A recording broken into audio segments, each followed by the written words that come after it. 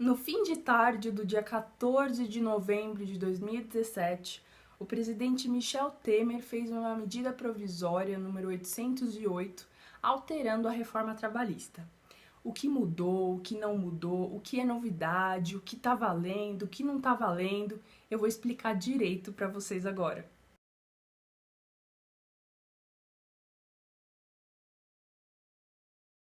Antes de mais nada, eu quero esclarecer que esse canal vai tratar de outros assuntos, só que essa reforma trabalhista, ela tá trazendo tanta alteração em tão pouco tempo que eu não posso deixar de manter vocês atualizados. Primeira coisa que eu tenho que falar sobre medida provisória é explicar o que é. É um ato do presidente da República, feito só em situação de extrema relevância e urgência, e que tem validade de 60 dias. Então, essa medida provisória 808 de 2017, ela tem validade só até o dia 29 de dezembro de 2017. Só que esse prazo, ele pode ser prorrogado por mais 60 dias. Essa medida provisória também, ela pode ser convertida em lei. O texto da medida provisória, ele pode ser alterado. Tudo isso é o Congresso Nacional que vai decidir. Então, gente, mais do que nunca, se inscreva no canal, clica no sininho para vocês receberem uma notificação sempre que eu subir um vídeo novo. Tudo isso para vocês se manterem atualizados.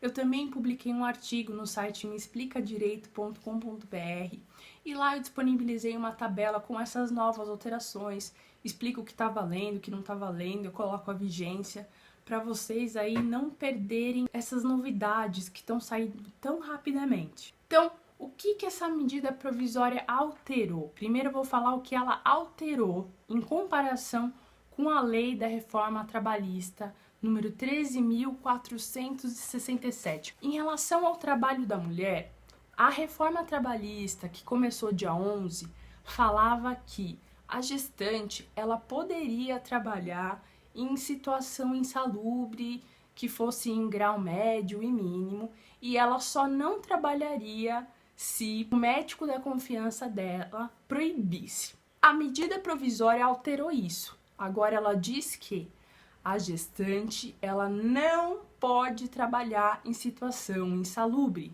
exceto se o médico dela autorizar. Vou colocar um exemplo para ficar mais fácil. A partir do dia 11 até o dia 13, que foi antes da medida provisória, se o empregador falasse assim, gestante, agora veio a lei da reforma trabalhista e ela autoriza que você trabalhe em situação insalubre. Pode trabalhar lá dentro daquela câmara fria. Para ela não trabalhar, ela teria que apresentar um atestado. Então, aquele dia que o empregador mandou, ela teria que trabalhar. E aí, se ela fosse ao médico, depois ela ia conseguir esse atestado. Se o médico dela proibisse, aí ela não ia trabalhar mais. Agora, com a medida provisória, o empregador não pode chegar para a gestante e falar, ó, vá trabalhar dentro da câmara fria. Ele não pode fazer isso. Ele só vai poder se a gestante voluntariamente trouxer um atestado, um laudo médico dizendo, olha só, empregador, se você quiser me colocar para trabalhar na câmara fria, que tem ali uma situação de insalubridade, pode me colocar, tá bom? Então veja só como é diferente. Gratificação de função. A lei da reforma trabalhista dizia que a gratificação de função não incorpora o salário do empregado. Agora, a medida provisória diz que incorpora sim. Isso significa que o empregado que tem esse benefício vai contribuir mais para a Previdência Social e ele vai ter outras verbas aí, tendo como base a integração do salário mais a gratificação. Por exemplo, pagamento de 13º, férias, jornada 12/36. A lei da reforma trabalhista falava que essa jornada podia ser instituída diretamente entre empregado e empregador, sem a intervenção do sindicato. Mas agora, com essa medida provisória que começou dia 14, essa jornada 12/36 só vai poder ser instituída com a intervenção do sindicato.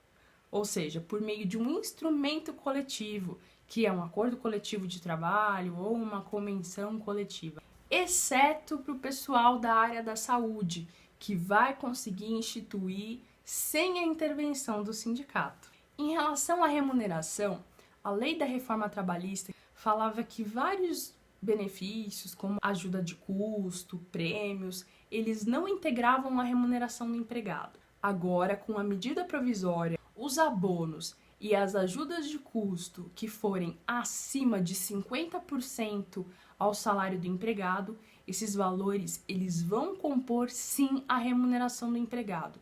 O que isso significa? Que nessas situações, incorporando a remuneração do empregado, ele vai contribuir mais para a Previdência Social, fazendo com que a aposentadoria dele seja maior lá na frente. E o pagamento de outras verbas, como 13º, férias, vai ter como base esse conjunto. Ainda em relação à remuneração, os valores pagos a título de prêmios, eles foram instituídos pela Lei da Reforma Trabalhista, dizendo que eles não vão compor a remuneração. A medida provisória não mudou isso, ou seja, eles não vão compor a remuneração.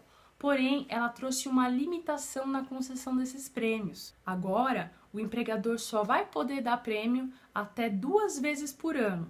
A Lei da Reforma Trabalhista, ela tinha um dispositivo que falava que o autônomo, ou seja, aquele que não é empregado e que presta serviço sem subordinação, ela dizia que mesmo se ele prestar um serviço de forma exclusiva para uma empresa, ele é considerado autônomo. Mas a medida provisória que começou agora dia 14 tirou essa exclusividade. Na prática, essa exclusividade ela facilitava aquelas situações fraudulentas que visavam encobrir uma situação em que havia vínculo de emprego. Então foi muito boa essa mudança da medida provisória. Em relação ao dano extra patrimonial, que é o dano moral, a Lei da Reforma Trabalhista instituía uma tabela que tinha como base o último salário do empregado. Então, como funcionava?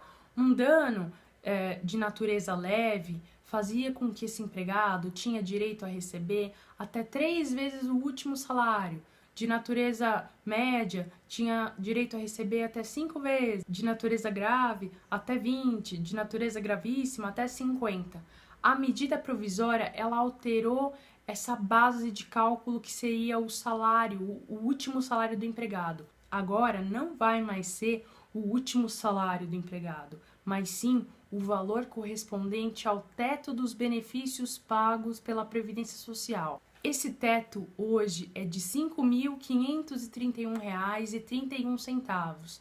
Esse valor ele vai mudando a cada ano. E a medida provisória, ela também diz que essa tabela, essa limitação de valores, não vai ser aplicada em uma situação em que seja morte do empregado, morte do empregador também, afinal de contas, o empregado também pode causar dano moral ao seu empregador. Agora eu vou trazer para vocês o que foi incluído pela medida provisória, o que é novidade, o que não tinha na lei anterior. E isso diz respeito ao trabalho intermitente. O empregador, ele não vai poder mandar embora um empregado dele e recontratar na forma de trabalho intermitente no intervalo de 18 meses.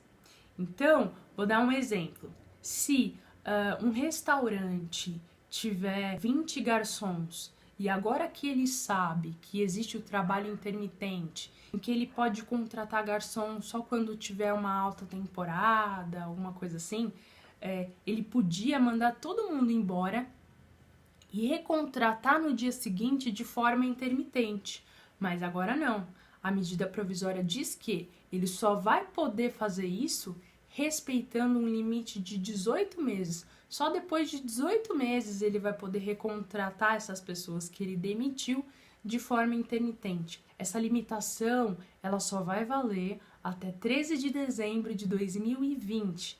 Vamos ver se esse prazo ainda vai continuar. Outra coisa do trabalho intermitente é que se passou um ano e dentro desse um ano não teve convocação ao trabalho, esse contrato de trabalho intermitente ele é considerado rescindido e o empregado tem direito a receber metade do aviso prévio, que deverá ser necessariamente indenizado, metade da multa do FGTS, ou seja, 20%, não vai ter direito ao seguro-desemprego e vai poder sacar só 80% do FGTS. Outra novidade é que o empregado que tiver contrato de trabalho intermitente, ele vai poder fracionar as férias dele em 3 períodos, da forma que eu tinha comentado para vocês no primeiro vídeo, que eu vou deixar o link aqui na descrição. Então é isso, pessoal. Essas foram as alterações da reforma trabalhista promovidas pela medida provisória número 808. Se inscreva no canal, clique no sininho para vocês receberem uma notificação sempre que eu subir um vídeo novo. Acompanhe as publicações no site meexplicadireito.com.br.